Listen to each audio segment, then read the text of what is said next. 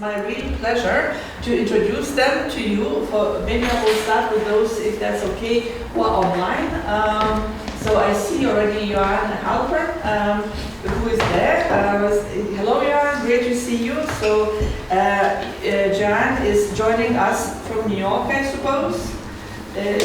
You are in the US, right? So Dr. Joann Halpern is adjunct professor of international education at New York University. She was the founding director of the German Center for Research and Innovation in New York and was the director of the Hasso-Plattner-Institut there.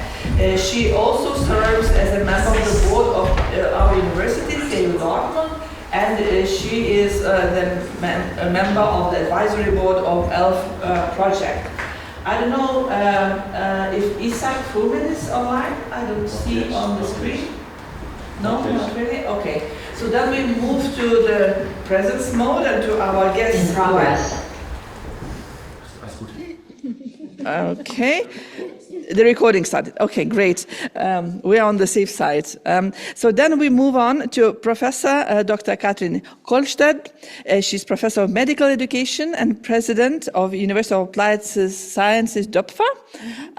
She is a member of the board of the German Association of Private Higher Education Institutions, which she represents in the advisory board of our project. So very warm welcome to you.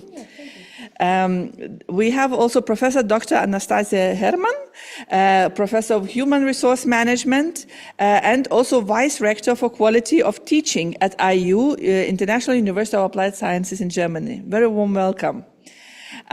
We have Professor Dr. Henrik Dindas, Professor of Higher Education Didactics, and also you are scientific lead of the Didactic Competence Center at FORM, University of Applied Sciences in Essen. Very warm welcome.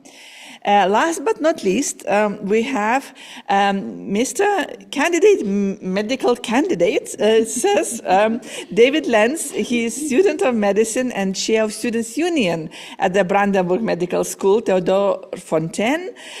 You agreed to substitute our board member, Professor Irene Hinterseher, on a quite short notice, so thank you so much for that, and for being here, very warm welcome. So to kick our conversation, to start our conversation, I would like to pose a rather broad question. To what extent do private higher education institutions exhibit innovative approaches to teaching and learning? And I would maybe start with online, with Joann, if that's okay. Sure, of course. Thank you, Liudvika. So first of all, since we have IU here, I'm not going to talk about what you're doing because I know there's a lot of innovative work going on there. But when you talk about innovation and approaches to teaching and learning, I think sometimes people conflate the delivery of that and the pedagogical innovation. And I'd like to maybe separate them a little bit, not saying that that one's not innovation and one's not another, but, in delivery, I've worked a little bit with the German University of Digital Sciences, on and off, because my former boss from HPI built it with another man named Mike Friedrichsen. And, they're very innovative in terms of new formats and very, very flexible scheduling. And there's no requirement of, being present. They don't have to be there, and then online and hybrid formats and models and different credentials and modular credentials. And he started that at HPI with the MOOC platform. We had a very huge MOOC platform, but their idea is really to have access. And that's a very important thing for them, is part of their main founding mission is to really, especially in the global South, to have people from the global South have access, and focusing on those learners. So that's one area. But then the other is pedagogical innovation. And I think IU can talk a little bit about that in what you're doing. But really, that's more about not just the module, but it's transforming how do students think and and what they can do, but also how is knowledge organized, and also the German University of Digital Science, the close collaboration with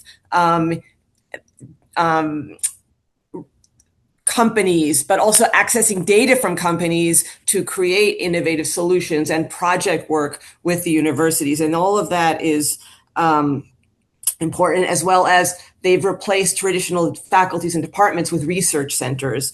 And so those are just some, but that's kind of how, in terms of knowledge and how knowledge is being organized.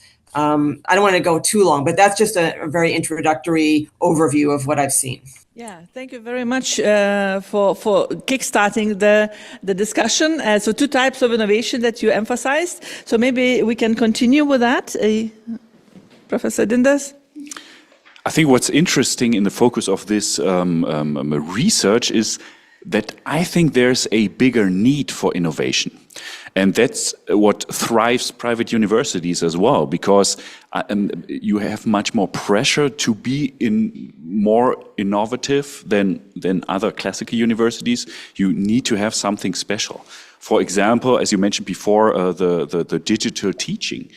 It is something which, if we talk about students who work, so part-time studies, is really important to them to have those flexible moments of, okay, I can join the teaching wherever I am, not whenever I am, but maybe wherever I am. And so I think it's really important with the innovation. There's always some force that is pulling private universities, in my opinion, to be innovative, which is a good thing because then you are innovative. Thank you. Yes, are you?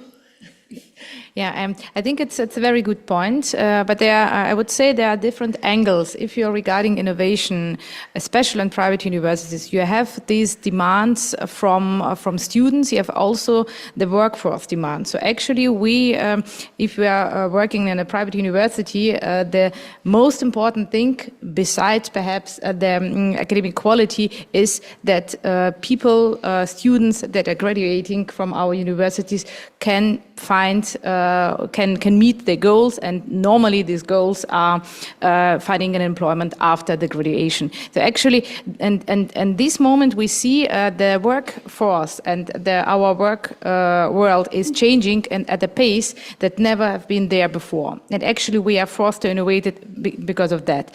And that's one point. And the other point is that's not only innovating regarding studying formats, teaching formats, that's also the innovation of the institution of the university, of the private university itself. Because if you are delivering these innovative formats and if you are trying to serve the needs for the future workforce, you also have to innovate regarding your own institution, regarding your own processes, and regarding the collaboration at the university. And I think that's one thing that is often missed in the discussion, but it's also very, very important to think about it, how to remove the borders for the innovation to be really able to deliver on that,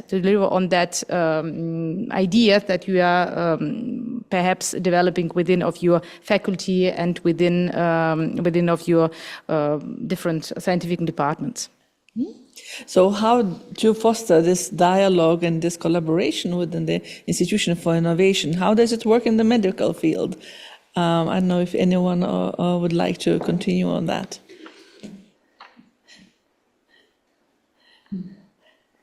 How do we force the how do you encourage this kind of across the borders dialogue and innovation in your institution? I think there are some needs in the practice or in the hospitals that have to be addressed in the future, and then we came in discussion about new study formats and ask whether we can educate persons which can address these problems in the hospital, and then we start new study programs or a new course or whatever, or a new innovative format for education, digital anatomy course or whatever. So it's really in discussion with different players, which is the best then that the students which had this course can do or address these problems in the future. And what I would do in addition to what they say to the innovative formats in our universities, on private universities, I think because we have also more heterogeneous student groups that that we need innovative teaching formats, because in the universities of applied sciences, you have those which have 13 years of school, or those which have 10 years of school and then went for a job and came back to the universities after 10 years of job. And then there are differences in the knowledge. It's not when you have a medical course where all have 13 years school, 1.0 end node, and all are on a very high level, then you can start with biochemical courses and all of the students will understand you. But in our universities of higher education, we have really heterogeneous groups. And so as a teacher, you have to be relatively innovative in your course. It doesn't come from the institution or whatever. I then give probably some extra courses for those which can't follow the regular course, because I have to make sure that they can also pass the exam. So I say, okay, come, you're 5, we can go together. You have to learn this, and we start some innovative things. Just because we have to. And I think this is not usual at the non-private universities. Yeah, so very, very different factors leading to and encouraging innovation, right? So it's kind of a necessity to innovate because of the types of students, because of the labor market needs, for the employability reasons, right? And it looks also that there are maybe some specificities because of particular disciplines, I wonder, or disciplinary mix, because I can imagine in medical field, you have very different culture, let's say, than, let's say, in business administration in terms of what is needed. What other institutional conditions are there that are driving innovation? I mean, one big factor is competition. And of course, we are focusing way more on competition because we have to be unique. I mean, it was mentioned in the research what is unique about private universities, the word unique, but you need to have a USP, for example, to sell your products better, if you call it like that. So competition is a big driver for innovation. And some say it's a bad thing, some say it might be a good thing, but competition is a big thing. You look at competitors and you say, wow, interesting, they have a virtual whatever, we might need to adapt that because we can see that there are a lot of students who like that. And that has to be mentioned as well. Maybe I could quickly add to this topic that, of course, it's the competitions between private universities, but I think it's the realization of what maybe wasn't this great in studies for the past decade. So, for example, in the medical field, it's common knowledge that the doctor is saying that goes to the hospital, they don't really feel prepared for this kind of work. So I think this is also the chance for the private universities to grasp their chance of maybe designing new ways because they're not as bound to government requirements, for example. Thank you. Joann has, Joann? So I think other things that drive innovation, and it's kind of relates to what a little bit has been said, is partnership, like external partnerships. And, when I was at HPI, at Hasso-Plattner-Institut, our students were required as part of one of the classes to work within a company. And so that kind of they're seeing what the companies need, and that's coming back into the classroom. So I think that's one thing. Another thing that drives innovation or helps innovation is having psychological safety. I mean, when I do a lot on design thinking, and being able to make mistakes and try things among faculty members is also a very, very important area that helps with innovation. Also, I've seen at the University of Digital Sciences, the founder's vision, and they reiterate, that's always repeated in everything they do, and that also drives a lot of the innovation. So, thank you. Yes. I would also add, I think that also the collaboration between unusual groups of people. You mentioned competition and working at a private university means also that you, as a faculty member or as a specialist for didactics, you are also working with people from sales or from marketing, and in another way than it's usual in the state university. That's one thing. So this collaboration have to be arranged in a way that you then still have an academic, valuable, good product and good program, but still it's for us as the innovation. And also that's a collaboration between unusual groups within the faculty. We at the IU, we have a huge faculty, but very different, from very different scientific departments. And there is a lot of connection and collaboration between them, even if they are not from the same scientific department. I think that's also, actually our world is also getting more complex. So it's not say that you will graduate with one profession and you will still stay in this profession, and it's also driving innovation and perhaps also helping us to develop new programs or develop some modules. You addressed the topic that we have very diverse students. We have also, and this diversity is regarding of age, regarding preparation, and also regarding goals, what they are having starting the study. And you have to address these goals.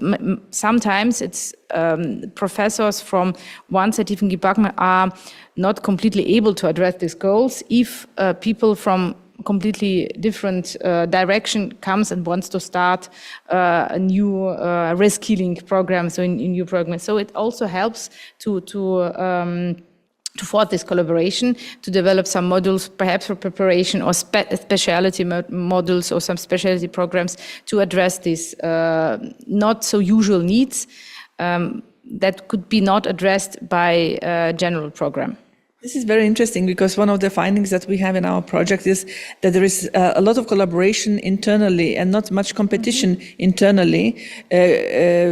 And this is really fascinating because compared to the public higher education institutions, this is quite different, where there is very much competition within the organization. So then thinking about this internal kind of collaboration, is there any incentive structures or any conditions that fosters colleagues to collaborate, or administration and academics to collaborate? Or is this competition story from outside? Why do people do that? What is driving them? See the culture also. I think speaking for us, it's also the culture. So actually, if you are starting as a professor with us, then you are just, you are seeing that many people are collaborating. So it feels like normal. That's one thing. And the other thing, I think it's also the scientific, one field where it's normally a little bit easier to collaborate is science. And we have a lot of programs helping to start with programs in science to collaborate with interdisciplinary or multidisciplinary topics. So I think it could also help. And still, it's you have to force some exchange within the institution, but it's not easy as we are working remote, so it's not so easy to enforce that. But I think it's still a more on this institutional program way. So you give opportunities to work together, perhaps some budget to meet together, and then things grow from that. But I think that's mostly the culture. And many people, I think the most professors want to develop something new. And if you give this opportunity, it normally grows. Yeah. And in my opinion, this is just my opinion, I think there's a bigger focus on student satisfaction. Not concerning grades or notes or examinations, but concerning, are they happy with what they get? Because in a way they are customers, they're seen as customers. Which, in other words, means there's a mindset of, I will focus on students. And this is what brings the teachers, the professors, the lecturers together, the big focus on student satisfaction, but through teaching, through what I do in my courses. And I think this is really valuable in sharing with other colleagues. And that's why there's a big openness in, hey, I did that. Oh, I have problems with those students. Do you have an idea? And I think in a way, this focus brings the lecturers more together. I'm not saying that this is different in public universities, but I feel that there's a bigger focus on that. Yeah, what about student representative? What do you think?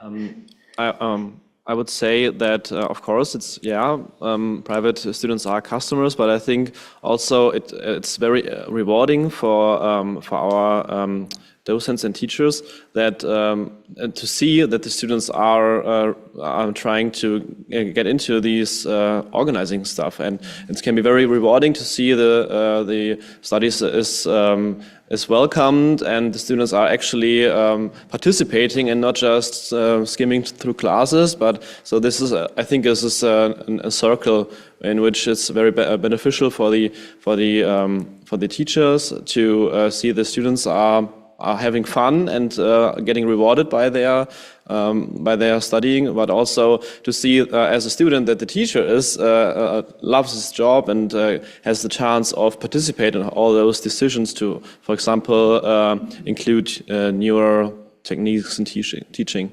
Yeah, thank you. Joann, yes, I see your hand, yes. So what I've seen, for example, in we had a very strong design thinking culture in two organizations where I've worked. And what happened was, it wasn't just the design thinking, but it was the results that came out of that. There were new research ideas that resulted in publications. Students were coming up with new startups, like in the digital health area, for example. So that gives visibility to the university as a whole on a larger scale, and that helps get new students, gets high-level professors to come to the institution. So sometimes, as was mentioned earlier, the culture of whatever it is, it could be design thinking, it could be intercultural, whatever it is, that culture can also drive innovation. And we mentioned already in a few points some comparison with the public higher education institutions. So I would like to go a little bit in this direction. So how innovative is teaching at private higher education institutions compared to the public higher education institutions?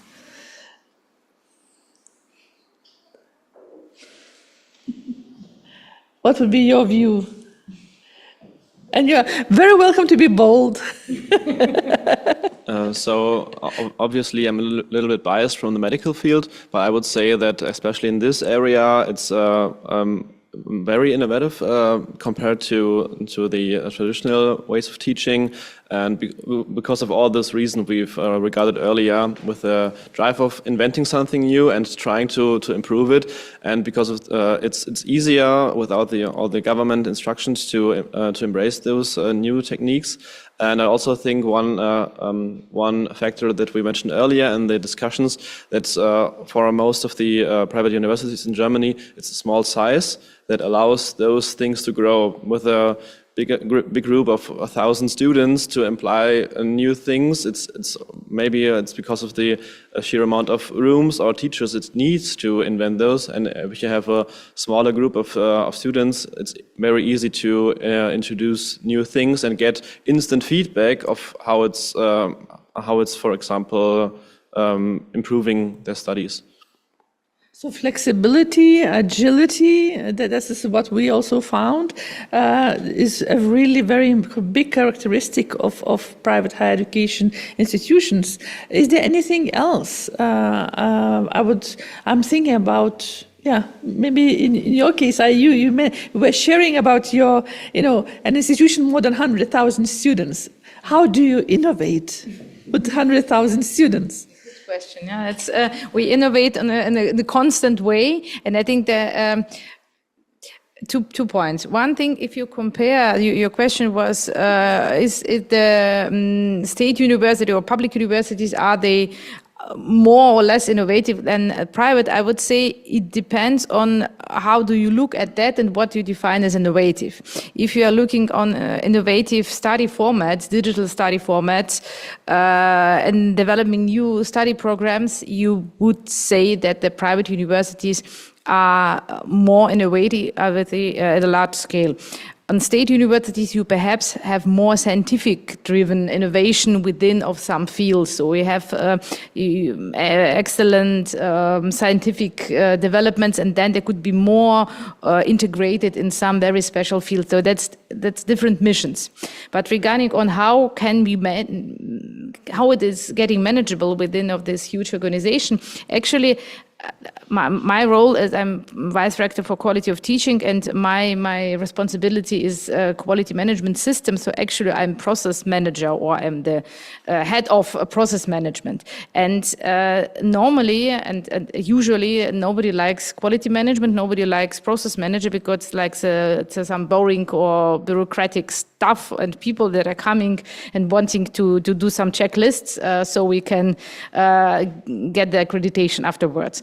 But in the last year, we managed to develop a true quality culture regarding on you need these processes, and everybody is seeing the reason for have some structure. Because if you have a lot of innovative people and everybody is developing something new and everybody is trying to serve needs of the students in the best way, you can end up in chaos, and this chaos could be damageable and could have a lot of damage regarding on students. And yeah, there are a lot of examples of that's happened, because you have some very good idea, but it ends bad because some small detail was not have not been taken into account, and then this have some consequences. So that's why we are trying to have internal processes and also internal participation formats that are digital, fast, also based on, for example, design thinking or other moderated formats,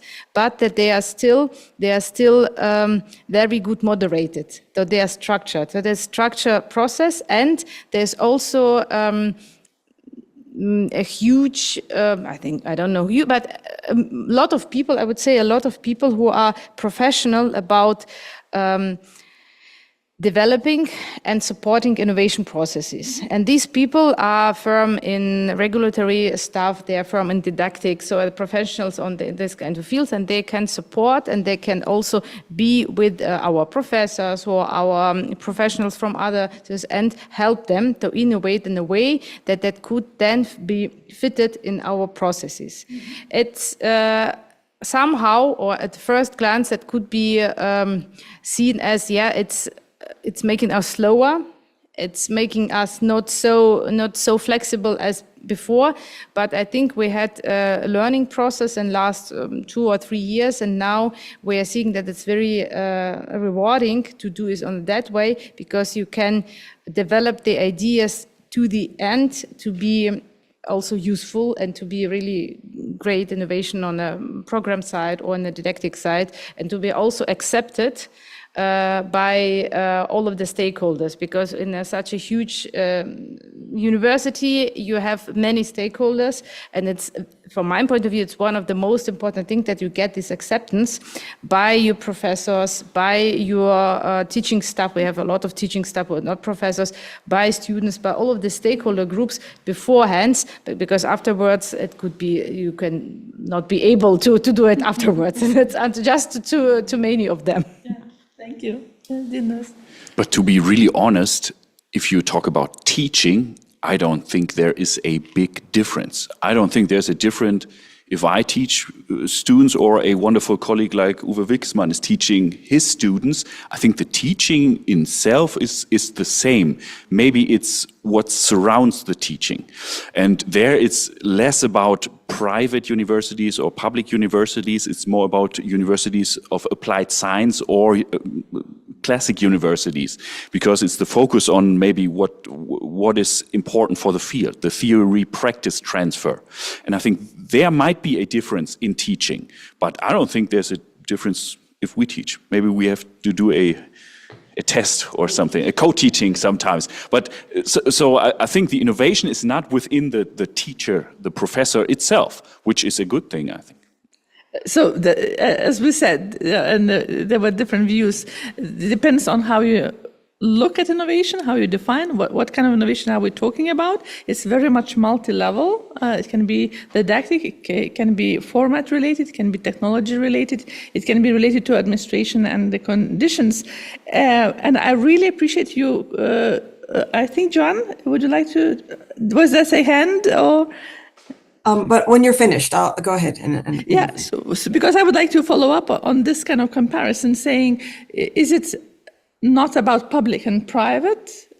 That's an open question still. Or is it about the type of higher education institution?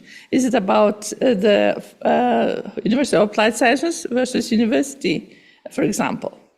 What other things? Yes, Joann. Yeah, and maybe that was actually one of the things I wanted to say. Look at a Fachhochschule and a university, or the private. The teaching load plays a role as well. How many classes is one teaching per week, and that I think affects. And it's not always whether it's it's a framing of is it more or less innovative. It's more, I think, also. What kind of feedback are faculty getting about their teaching from the students, from other areas of the university, whether it's public or private? I think that those also play a role, and in faculty development, are faculty given opportunities to learn about new technologies or teaching methodologies? So I think those also play a role, and also the mission of the university do you align with that mission? Do you define it, and is that mission clear? So those are some of the issues as well. Yes, yes. And as you mentioned the teaching before, there is a big difference. I can talk from my perspectives. We only do not teach in February and in August. So we only have 2 months of no lecture. And this is a big difference to classic universities. So you have more teaching because, especially if you have part-time students who work, you need to have the semester in a way longer so you can have the same amount of credits that are worth the teaching you have. And this is a big difference in motivation. It can be a big difference in demotivation as well, because you have a ton of workload, for example, to prepare. And that's a fact. And we said that there's no difference in teaching. If you teach private or public, it's not different, but the students are different, I think, because in a private university, they pay for the course. And you have to give them a good course. Otherwise, they will write a bad evaluation or whatever, which then is not good for your CV and so on. And you have for your colleagues also to be good, because the program has to be good, that more students came to this program and so on, because they are the hand you feed, you're feeding, or they are feeding you. And so if you are not good and they pay for your course, so this is a motivation which changes your kind of teaching and drives it more innovative, I would say, as well. And the size of the group is different. So it makes, in smaller private universities, you have 20 to 30 students in your course and not 300. And so you know them at the end of the semester, and if they don't like your course, it's more personally, or it hits you more personal than, 300 unknown students will evaluate your course. So it's more personal, kind of not one-to-one experience. And also you mentioned diversity of students. So they are customers and diverse as well. So meeting their needs, right? And that's what could be different, right? Someone mentioned institutional mission or profile. How does that influence, you think, the innovation? to what extent it matters what kind of institutional profile. You know, universities have mission statements, visions, everything sounds nice on paper on a website, but no one really cares about that. I'm talking about public universities. I wonder, how does it work in the private or different types of private higher education institutions? I think it's a big challenge between developing something that nobody cares about. It's like every vision and mission has this fate, but and perhaps have something that is driving, really driving people. I think for us. Mission is something very important because the mission of the IU is to give more people who wanting to study this possibility, to give this access. And that could mean people with some familiar stuff, working people, disabilities, also neurodiversity is a huge topic, what is not served by public universities normally at all, and that at least that's that feedback by many students of us. And this democratization of the access is also can be directly translated to our approach to innovation, to make it more flexible. And more flexible is not only means that you can write your exam on every day. Yes, it's flexible and it's really nice, but it's not innovative anymore.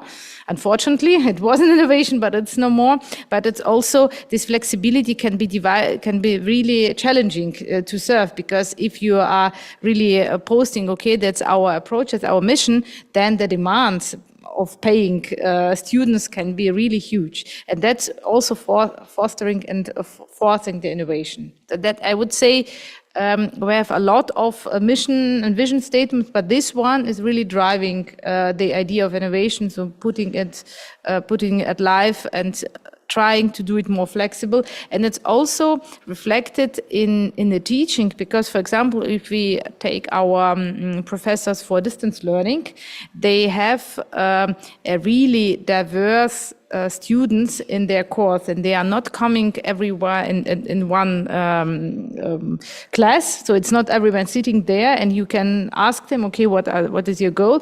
Somebody is coming to the live class, somebody is coming only via chat room, somebody is wanting to have some private session, somebody is completely lost and have to be found and addressed and helped. And it's not so easy, and we have also to support it somehow institutionally, for example, give information on the students for the professor, that they are able to understand who is there and how many are there, and am I in contact with all of them or not.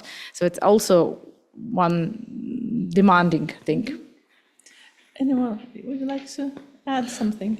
So I would add, as a student's perspective, I would say that it's very important to have like a somewhat of an idea of a guideline it's for us, the students, to have an orientation, because with the internet and with AI, it's possible to get every information in every second. So basically I can sit in my room and just look everything up, but this is not rewarding, there's no motivation behind it.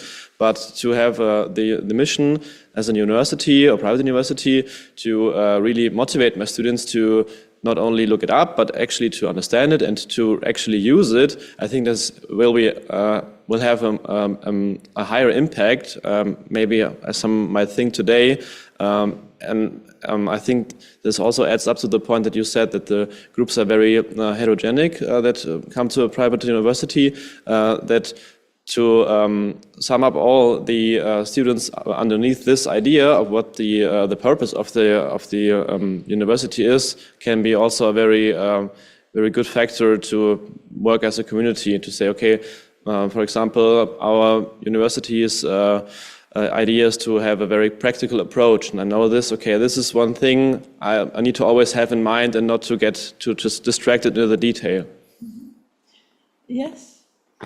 And I think it's less about the mission, it's more about external factors. So the students, for example, if we talk about working students, part-time students, so we need to focus on their special needs. And so it's less about a mission for that. It's more about what do we do as a didactic concept. And for example, at our university, we focus a lot on the transfer of competence to the work life.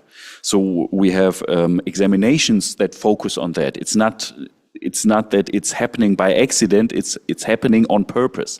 And that might be a big difference, for example. Yeah, so labor market needs, students' needs by design are being addressed. And you mentioned also competition before. So I would like now to go to the future and to ask you what kind of dynamics you think for innovation will be there, and what kind of future is there for the private higher education. We heard in our keynote speech in the morning about different options, what happens with the higher education sector. One of the options was further mergers and consolidation, for example, of the sector. So what was your view? Do you think the private higher education market will consolidate in the future? Will there be only 2-3 providers, or will this heterogeneity that we have in the system remain and maybe flourish in different other ways? Yes, Joann. Well, I've seen it, with Fresenius in Germany. There's already been consolidation with different universities. So I definitely think that is the future. And the question is, can we still retain the culture, the mission when that consolidation occurs? And that's a big question that I have. But I think, again, this is not only for private universities. I mean, consolidation is also a big issue for small universities of applied science. It might be for universities as well. If I talk to a lot of colleagues outside my university, they're starting programs with 5 students, which in future might not be a thing because we all pay for that with our taxes, and so it's, I think, less about what is the future for private universities, what is the future for universities in general, and there might be a consolidation which brings us to the thing, we all have to be innovative in some ways, in teaching, in programs. I think this is a future for us. Yeah, and I think this splitting in non-private and private education will not exist in that way very long. I think we have to work much more together because there are so big challenges coming with internalization, digitalization, the demographic changes and so on. And we don't have the teachers for all these study programs in every university. There are not that much specialists that every university will have one. And there are not not enough students for some studying programs when there are only 5 in Munich and 5 in Hamburg or wherever. Then we have to come together and think and everything is expensive, so we have to check which university can do which program, and we have to come together and see which can be more private and probably for this working students, and which can be or should be more in public universities. I think we have to come to get more together and share all the expertises. I think this the boundaries. Yeah, I think and it already starts. I think. Mm-hmm. Yeah. Any other views? Thinking about the future from the student point of view, maybe? Well, maybe when we have a look at medicine, I think having a look at the numerus clausus, as long as this concept exists in Germany as a filter for example, medicine or law school or med school, I think there will always be a market and the need for private universities, because it's like not everyone can study on a state university in those fields, because it's very expensive for Germany. I think it costs 250,000 euros for just one medical student, and this is an amount that Germany needs to require. And I think we have 100,000 medical students, for example, and so I think in this the whole system won't change. I think there will be always a place for private education institutes. Yes, so there is consolidation maybe happening, but maybe also in certain niches it remains stable as there is demand. Now I would like to open the floor to the audience if there is a question to the panel. Yes. Yes. Thank you very much. Innovation is risky, yeah? Innovation is risky business, and that is my question. How do you manage that risk, both on the from the perspective of the organization, which is doing its business in an open market, and there is nobody too big or too small to fail, and also on the personal level of the individual teacher, yeah? When I do innovation in my courses, the students might not like it, or they might not learn something. So it's a risky business. How do you manage that?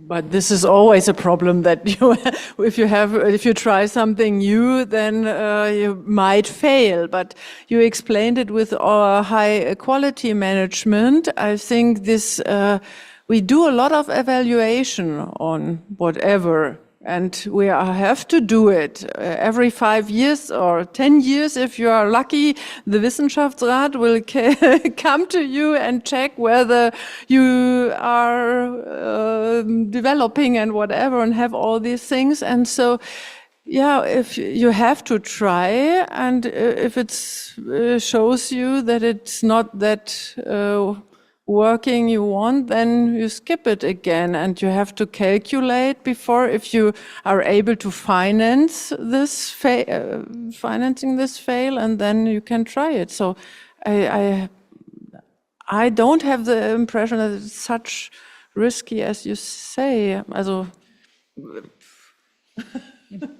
I think it's actually, I think it's coming up and out of the discussion that we have a need to innovate. So that's not a question if you do so. It's a question how we train this muscle of innovation, this changeability of the organization, of people, how we can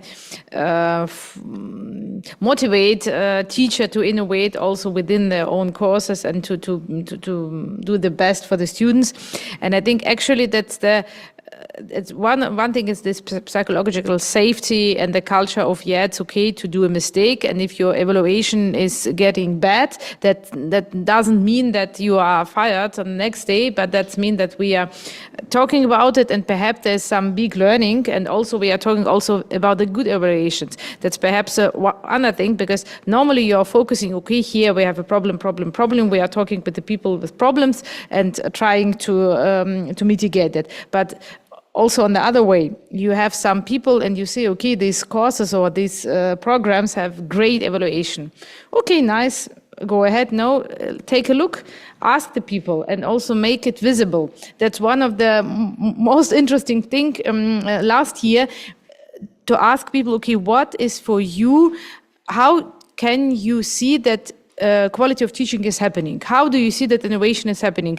Ask the people and try to make it more visible. That's also motivating, and do it a little bit less risky for the people, because yes, everybody of us, just from our brain structure, nobody likes change, nobody likes something new, so we have to do it more comfortable. But yes, I think still these processes are also add a little bit of safety. So if you have the idea, okay, I innovate, and then that would be somehow supported, that's also better than without any support.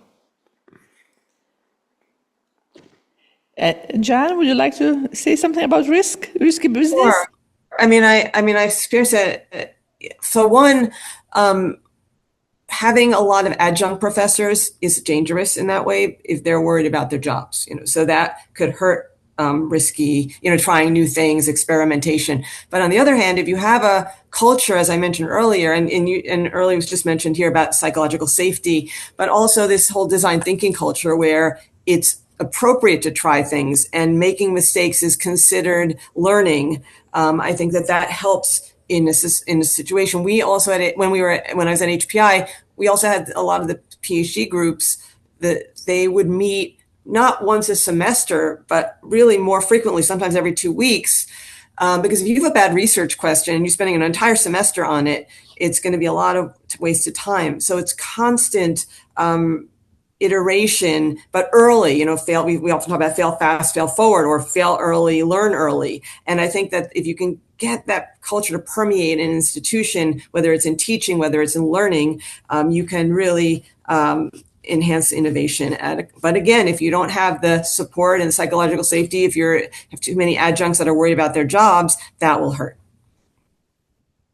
So that's another dimension that you are bringing in, Joann, talk about different conditions, working conditions, employment contracts, and not only student safety, but also teacher safety, right? Or anyone employee safety in a private or any kind of higher education context, of course, that matters a lot, because we know that the part-time jobs, or let's say temporary jobs, are really part of the system of higher education in Germany, no matter is it public or private, right, to a very large extent. Maybe one short sentence, one short statement from each of you on what would be the key issue you would like to emphasize when it comes to innovation in teaching and learning. What works?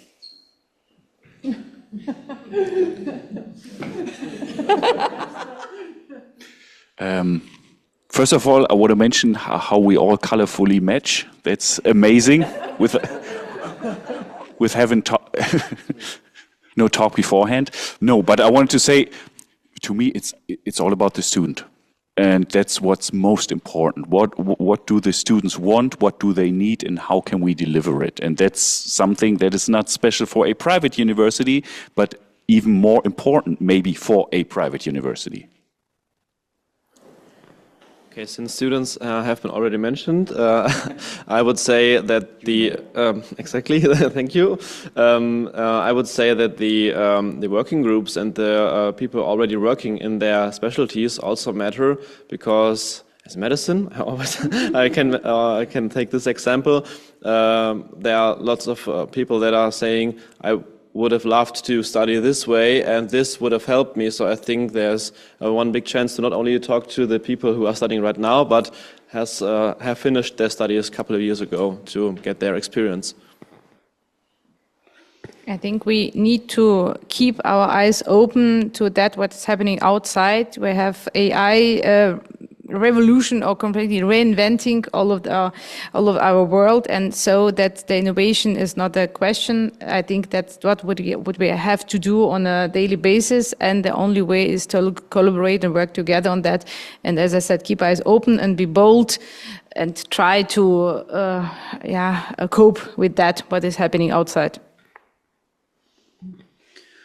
So you already said everything, but but what I recognized during this the discussion is the point of the psychological safety, which was mentioned, because I haven't thought about that before this discussion, but I think that's a difference, at least for me, when I came from the public university to a private university, that it's really psychological safety, I feel there, that there are really colleagues, that I don't have the competition between the different institutions. I remember when I started at the medicine as well, there were discussions like, oh, we can't go home yet in the anatomy, there's still the light on, so we have to have the light longer on, and so it just, and this competition between the different institutions, we don't have it. It's completely, the students are important, our university is important, and we all work together. And if we have an idea to do together tomorrow and lecture, then we do it, and we try an innovative idea we have. And if it doesn't work because the students don't understand what we want, then we skip it or change it, and we just do it and don't have the fear of failure, something like this. So this psychological safety, I would say. Thank you. Joann. So for me, yeah, and it kind of overlaps with some of what people have said, but creating a culture of experimentation is really, really important. But also what I've found in Germany in certain universities that I've had it and haven't is appreciation and showing that appreciation. And I know when I was at the Hochschule Harz-Wernigerode, that was such a strong part of the culture. And we really grew together. We were a young university. We were trying things. And I think that that's also important, not just having the experimentation, but saying, hey, I'm glad, thanks for trying that, et cetera. So those are my 2 cents. So thank you so much. It's been really a pleasure. I learned a lot. Appreciation, collaboration, boundary spanning behavior. And I would like to take this opportunity to thank you all for the work you did for us in the advisory board of the project. You helped us enormously to move forward and also in practical terms to show what we have omitted or what way we haven't looked at. This was super, super helpful. So thank you so much, each of you. Thank you. And now I give it to Uwe. Uwe, now I give you the microphone. So some presents, and Joann, when you are next time in Dortmund, we have to go for lunch together.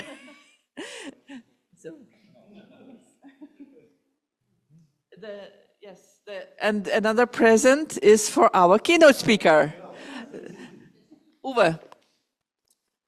Yeah, thanks a lot for your talks, for everything. I can switch now to German back. Ich möchte mich jetzt bei allen bedanken, also bei natürlich der Diskussion im Plenum hier, bei Ihnen allen, die Sie anwesend waren für die Diskussion heute. Ich möchte mich bedanken bei dem Konsortium, bei meinen Kolleginnen und Kollegen in dem Projekt. Das war eine tolle Zusammenarbeit. Dann möchte ich mich bedanken beim ITMC, dass Sie das hier möglich gemacht haben, den beiden heute. Und ganz besonders bedanken möchte ich mich natürlich, jetzt sind die nicht hier, bei Martina und Nina, die im Hintergrund gemacht haben, und den ständischen Hilfskräften, die uns hier fleißigst unterstützt haben und heute die Tagung möglich gemacht haben. Natürlich bei Alex, bei der Keynote heute gehalten hat. Und ja, das war eine aus meiner Sicht sehr, sehr schöne Veranstaltung. Und ich hoffe, es gibt irgendwelche Gelegenheiten, wo wir uns noch mal wieder treffen. Das Thema private Hochschulen wird uns mit Sicherheit erhalten bleiben. Ich finde es persönlich ein super spannendes Thema auch. Und ich denke, es wird auch in Zukunft noch vieles darüber zu forschen, zu berichten und Tagung abzuhalten geben. Dann wünsche ich Ihnen jetzt allen eine gute Heimfahrt und kommen Sie alle wieder gut heim und ein schönes Wochenende. Vielen Dank. Bis dann. Tschüss.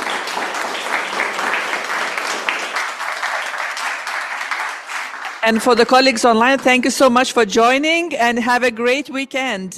Joann, thank you so much for taking the time for us. Bye-bye. My pleasure. Thank you.